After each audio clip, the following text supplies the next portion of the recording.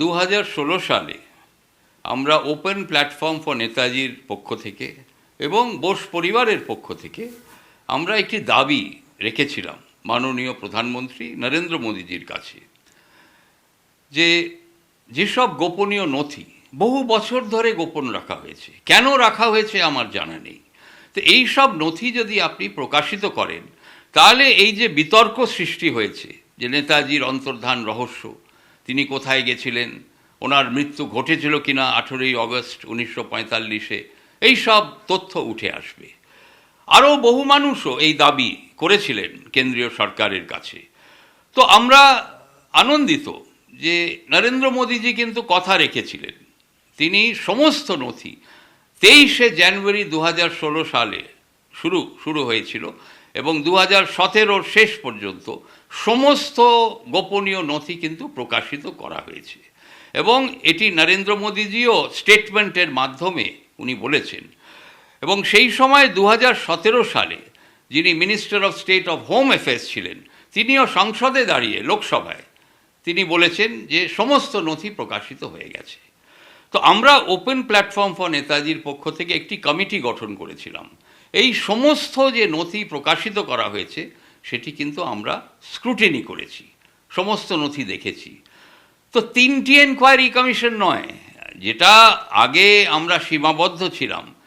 প্রথম কমিশন হচ্ছে শাহনওয়াজ কমিটি 50-এর দশকে, দ্বিতীয় কমিশন হয়েছিল 70-এর দশকে খোসলা কমিশন, এবং শেষ যে এনকোয়ারি হয়েছিল জাস্টিস মুখার্জি কমিশন 1999 সালে। তো প্রথম দুটি এনকোয়ারি লিখিতভাবে প্রকাশিত করেছিল, ওনার মৃত্যু ঘটেছিল 18ই অগস্ট 1945-এ এবং ওনার চিতাভস্মা রেঙ্কোজি মন্দিরে সুরক্ষিত আছে। জাস্টিস মুখার্জি অবশ্য বলেছিলেন ওনার মৃত্যু ঘটেনি 18ই অগস্ট 1945-এ, কিন্তু সেইভাবে কোনো তথ্য উনি তুলে ধরতে পারেননি। কিন্তু 11টি এনকোয়ারি কমিশন হয়েছিল, জাতীয় এবং আন্তর্জাতিক।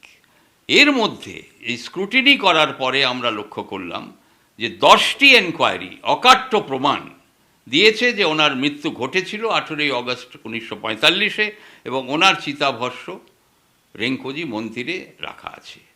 তাই আমার কাছে আর কোনো তথ্য নেই এর বিপরীত কিছু বলা।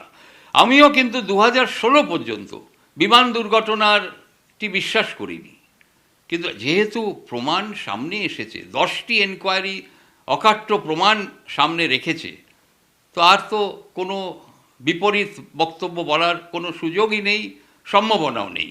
এবং কেন্দ্রীয় সরকারও স্পষ্টভাবে ওনারা জানিয়েছেন সমস্ত নথি প্রকাশিত হয়েছে এবং যে অফিসিয়াল ভার্সন এখনও সেটাই রয়েছে। চিতাভস্ম ফিরিয়ে আনার জন্যে দেখুন, নেতাজির একমাত্র কন্যা অনিতা বোস ফাফ, তিনি বহুবার চিঠি দিয়েছেন। প্রধানমন্ত্রী এর পূর্বে ডক্টর মনমোহন সিংকেও চিঠি দেওয়া হয়েছে, আমাদের বর্তমান প্রধানমন্ত্রী নরেন্দ্র মোদীজিকেও চিঠি দেওয়া হয়েছে, আমিও বহুবার চিঠি দিয়েছি, কিন্তু উনি এখনও সেই চিঠির কোনো জবাব দেননি। তবে এখন উচ্চতম আদালত সুপ্রিম কোর্টে একটি পিটিশন দাখিল করা হয়েছে, যেহেতু এটি এখন সুপ্রিম কোর্টের অধীনে, কিছু সেভাবে বলা হয়তো সঠিক হবে না। তবে দেখুন, সুভাষচন্দ্র বোস ভারতবর্ষের স্বাধীনতার জন্য প্রাণ বিসর্জন দিয়েছিলেন 18ই অগস্ট 1945-এ। তিনি যুদ্ধের সময়ে তিনি প্রাণ বিসর্জন দিয়েছিলেন, তো he is a war hero. তাই কিন্তু উনি তো ভারতবর্ষের জন্য লড়াই করেছিলেন, জাপানের জন্যে তো নয়। জাপান ওনার চিতাভস্ম, ওনার রিমেন্স সুরক্ষিত রেখেছে, আমরা কৃতার্থ। কিন্তু এবার সময় এসেছে যে ভারতবর্ষের জন্যে, যে স্বাধীন ভারতবর্ষে উনি ফিরে আসতে চেয়েছিলেন, ফিরে আসতে পারেননি, কেন উনি প্রাণ বিসর্জন দিয়েছিলেন।